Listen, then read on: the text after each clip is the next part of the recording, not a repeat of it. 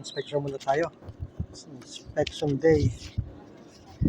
Buhay inspector. Ito yung aking RFI. Ito yung aking service, Mercedes-Benz. So ito yung aking RFI. Ito tayo dun sa building na yan. Mag-inspection tayo.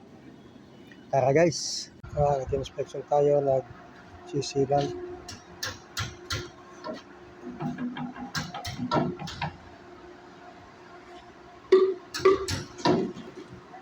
Inspection muna tayo. Sisilan sila ngayon. Pasok tayo sa loob. Ito yung loob, yung building. Ito mga loob. Coating.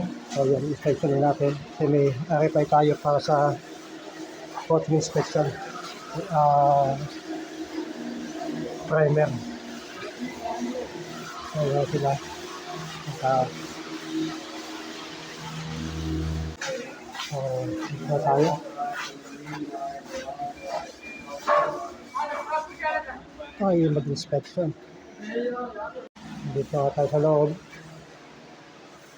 Dito yung firefighting. Hindi pa tapos. Balik tayo sa kabila. Inspection. Inspection muna tayo guys. Sa kinabukasan. Yung buhay namin sa abroad. Sabi nila, mas abroad dito. Paalala nila yun. So, kailangan natin magtrabaho.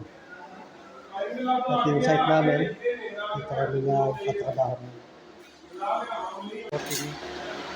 At ceiling. Yung na sila. Kabila, kabila side. Yung buhay namin dito. Buhay inspector.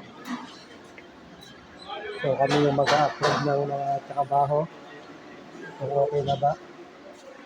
So, pag napirma yung RFI, means okay na. So, may mga observations kami na dapat ma-rectify. Halos na tapos na ito ng building. Nag-i-ideya pa kami ng panibagong project namin. So, ito tayo.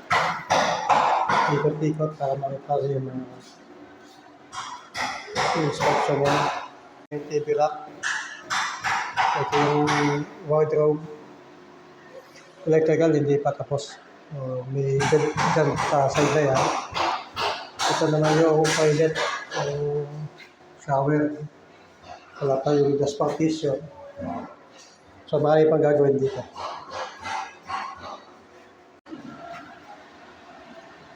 Aga pa lang.